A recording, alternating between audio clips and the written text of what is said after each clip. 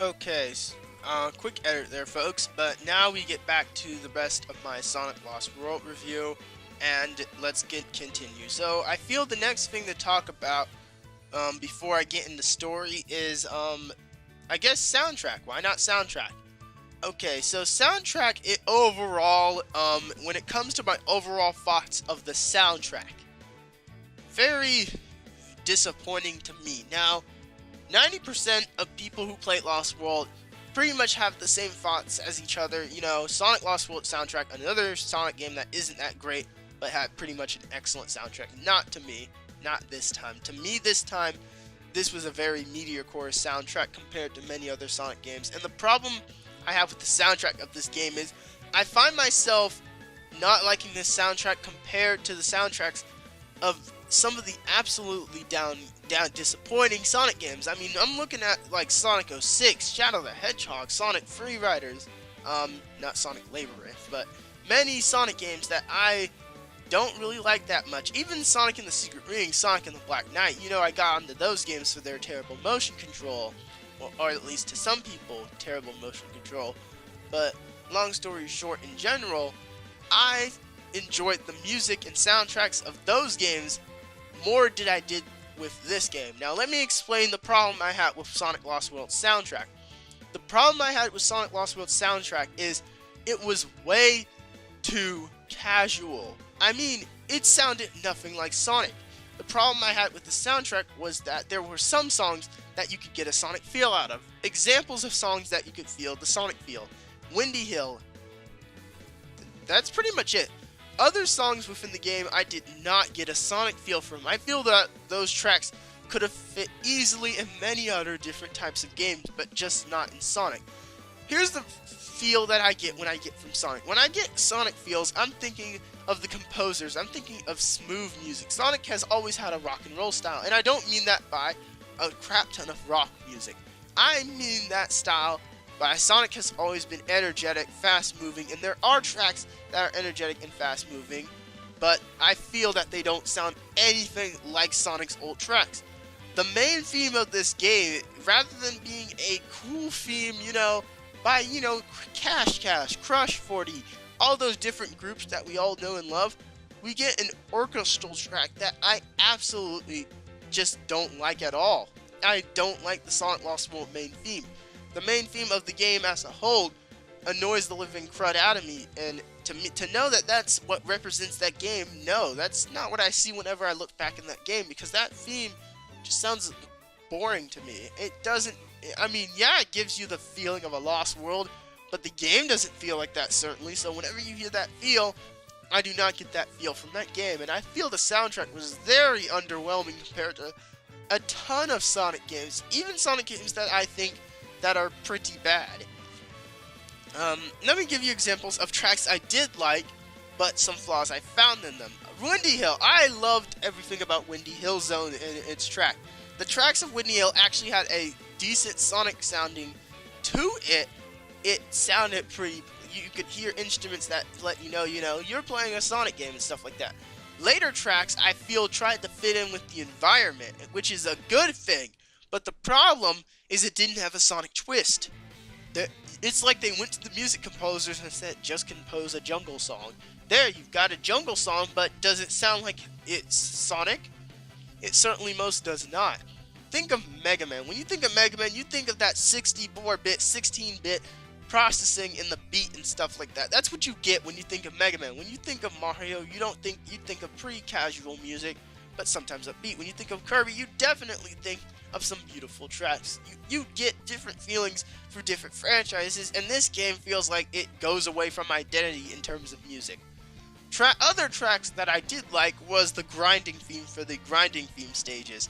And while those stages specifically annoyed the crap out of me, the music for the grinding stages was outstanding, and it was actually pretty good. But I think it wasn't that fitting, personally, to me, but the grinding themes were actually pretty cool if you think about it.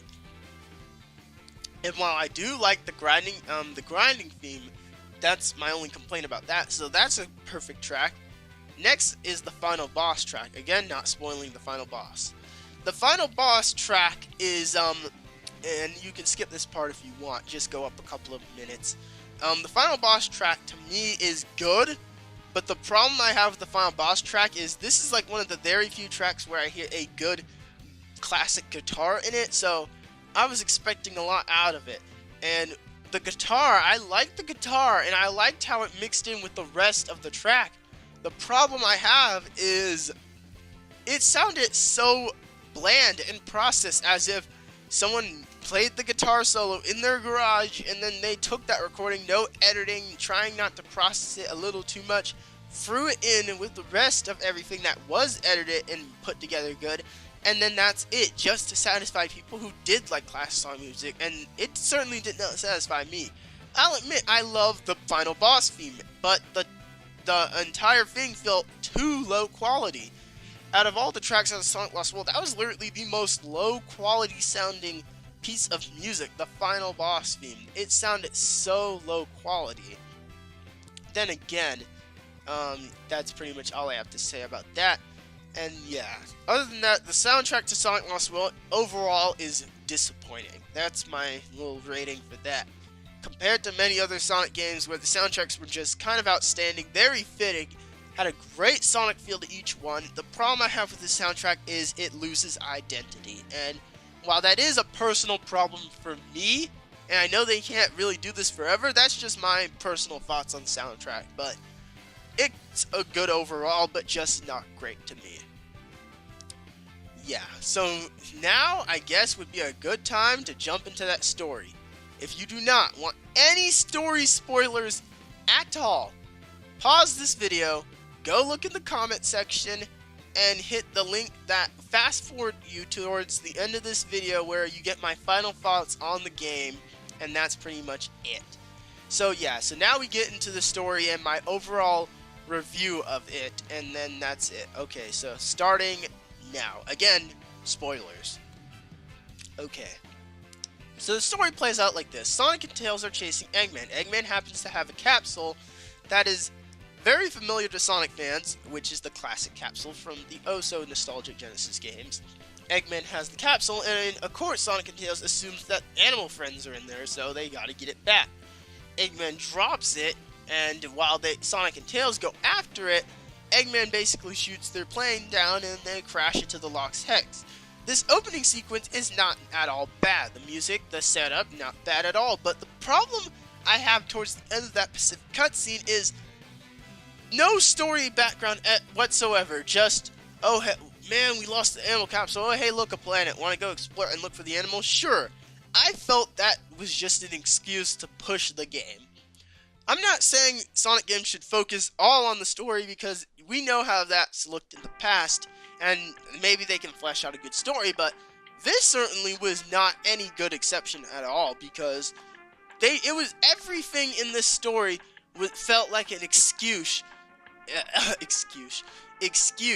just to push the game on us, just to get us to the gameplay. And while there's nothing entirely wrong with that at all, that made the story feel cheap, and it made the story feel it was written by someone who you think would have no understanding at all. Gamers have understanding, plenty of gamers do. And it's this that kind of makes us feel a little dumbed down, as if we Sonic fans, excuse me for a second, as if we Sonic fans would eat up almost anything. And the problem I've had with the past few Sonic games is that sometimes there are elements of Sonic games that we see that, and I definitely do not want to see that, because it makes you think that there are no good Sonic fans out there. There are good Sonic fans out there who are legitimately enjoying the games, but just wish that more quality games fitting to us would come out for once, instead of catering to multiple audiences that do not respond good to these certain caters in the first place. You know what I'm saying. If you don't, then just avoid what I said and let's move on. So as the story picks up, we go to Knuckles and Amy, and let me just go ahead and say right now, if you look forward to Knuckles and Amy in this game, and you would think that I would look forward to Knuckles in this game, at this point I look forward to Knuckles in nothing at this point, because it's just, you know, my favorite character gone. I mean, if it isn't bad enough, he doesn't sound tough. He's not doing what made him cool in the first place. It's that he has no story relevance, and it certainly does not change in this game here. Knuckles and Amy, 100% useless. Heck, they're more useless than in Sonic Generations. I didn't think that Sega would be able to make those two characters specifically more useless than they were in Sonic Generations, but they did. In this game, they are 100% useless because they only appear in a couple of cutscenes. You don't see them on no world map. You see them nowhere. They're just there, just to be there. And it is just horrible how they are fitted into the story. Heck, you could have just shoehorned practically any character. Better yet, just not have shown their faces at all. Rather than just sitting there and taunting us with this pretty crappy decision. And let me just say that this is a major disappointment to me. It just hurts seeing that. And minus that, you've got Sonic and Tails, who the story seems to be centering around all the time now. Sonic and Tails, because that's anything that ever matters. So Sonic and Tails are basically trying to figure out what Eggman is up to on the Lost Hex. What Eggman is up to is he's trying to go for world domination. He's borrowing energy from the planet Mobius. No official name here, folks, but from their world, from the Lost Hex, and using it for his own purposes. Later, off-screen, Eggman befriends the Deadly Six. If you're expecting the Deadly Six to get some epic introduction, don't expect it, because they are just shoehorned out of freaking nowhere just for the sake of being these game's villains. Just saying, here are the bad guys, beat them up. That's pretty much it. They just pop out of nowhere. You get to see their personality, and yeah, Eggman does kind of say what he did to get in this first place, but the plot, literally, I'm telling you, it just shoehorns these things just so that you can get an understanding of what you're doing in the game. No, for no actual story purposes. And I would rather take maybe a story in the sense of Sonic 06, not over long and not over complicated, but I'd rather take that than a story that's just there to remind you what you do in the game and just to taunt you on what a good story would look like, but just make it look dumb. That's my overall thoughts on the story. So at Sonic and Tails, and basically try to stop Eggman, but the Deadly Six, as you know, turn against Eggman. So now Eggman works with Sonic, and the whole Eggman working with Sonic thing is just a cutscene thing. He doesn't influence the gameplay at all. It just says Eggman working with Sonic, and to me, it's 100% pointless. What's the point of even saying that? Because all Eggman does is interact with Sonic in some cutscenes, and some of the cutscenes are rather worthless to me. And some of those cutscenes you just want to skip because they're kind of boring and they have no real significance. They get annoying real quick. And that's why I found the story of this game to be very, very bland. So now we get towards the end of the game. Sonic, Tails, Eggman apparently dies. Tails apparently gets kidnapped by the Deadly Six to be roboticized. And it was interesting, though, to see robotization being brought back and Tails being turned into a robot and Sonic possibly having to fight his best friend. But, of course, it's too good to be true for a good plot point. Eggman's obviously back, and Tails obviously goes back to being normal from being a robot slave, so no interesting plot points here, folks. And as Sonic and Tails get to the, towards the end, I expect something that can lead to a good final boss. I'm like, okay, the story has been pretty crappy. Let's see what the final boss is. Let's see what the little twist is. Let's see what's going to make this game experience all worth it. Nothing. Eggman turns against Sonic and Tails and becomes the main villain all of a sudden again. The final boss, a Sonic Colors final boss rip-off. And I kid you not, you fight the boss just like you fight the boss in Sonic Colors. Literally, that is how you fight this boss. It only took me one try. I did fail one time because I was trying to get used to the pattern, but after the first try, I was pretty much ready to take this boss down, and it was kind of pathetic. And I was like, well, there's got to be some other plot point. Maybe the Deadly Six pull out another member. Maybe there's some sort of secret villain. Nope. Just Eggman. And once you beat him, he's gone and the story ends. Sonic and Tails go home to Knuckles and Amy, who are apparently okay from an overly dramatic, world crisis, even though it looked straight out of Sonic Generations. And that's it. Blandest Sonic plot ever. Like, It is true that Sonic 06's story and many other old Sonic games stories have some loopholes and problems, but this game literally had the worst of the worst Sonic stories ever. I don't even know, I could go on forever about how bad the story is, but that's just my overall thoughts of this story, and other than that, I'm done. That's pretty much it. So now that I've given my thoughts on the story and all that, I'm going to cover the last few aspects of the game, and then I'm going to wrap it all up. So, the DLC. As I mentioned, you have the Yoshi DLC, and the Yoshi's Island DLC was announced one random day, where in a Nintendo Direct, it was announced, hey, Yoshi's Island is in Sonic. What the crap? I was just like, what the crap? Like, what is Sonic doing with Yoshi? That is, like, who sees that coming? I mean, if there was like a Mario DLC in Sonic Lost World, I can imagine the amount of people that would get PO'd. Super Sonic Galaxy, or whatever, but a Yoshi's DLC, that just, not only does that give them more of a reason to say that, but it's random.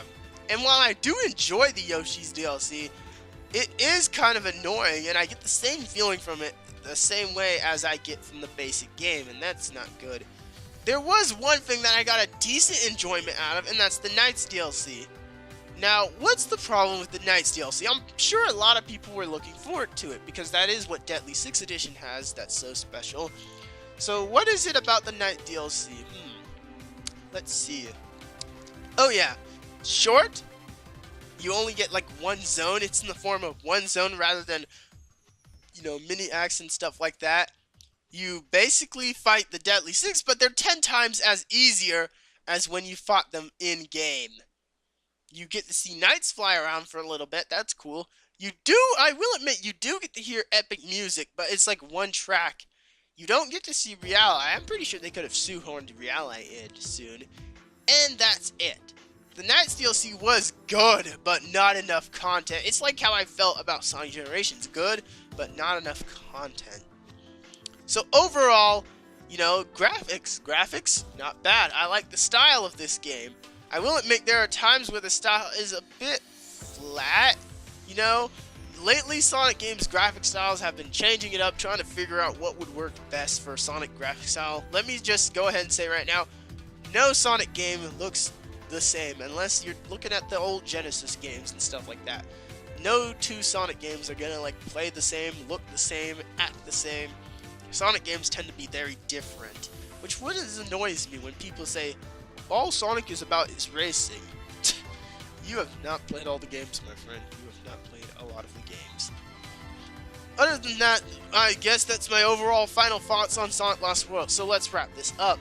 The game is minimum wage and a major disappointment. I expected this game to be better, but then again, I should have saw this coming. I should have known that the game was going to be like this. I know there are people still out there that have not played this game and are probably thinking I'm talking crap about the game.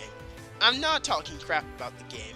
I am just trying to get out in my main little point here that the game is just going to be a disappointment. There are going to be some aspect that you would be really looking forward to, and when you get to it, you're going to be disappointed. I'm sorry, there's going to be something in the game that will disappoint you. I'm telling you that now. And unless you can accept everything, good for you. You had a great time with the game, but for me, I had a terrible time with the game. The red rings are a major pain in the butt, and rather than being an extra special exploring little thing that allows you to get a better experience, it feels like it punishes you for trying to go after the red rings. Like, it immediately gives you the challenge rather than giving you the thrill. Other than that, those are my final thoughts on Sonic Lost World. So, how do you guys think I did for my first review? This was one long review, but other than that, I think that is it. Be sure to leave a like, and if you're new, subscribe. Let me know in the comment section your personal review for Sonic Lost World, or let me know how my review has influenced you on the game if you have not played it. Other than that, that's it, folks. This is Knux333 out. Thank you for watching. Get down!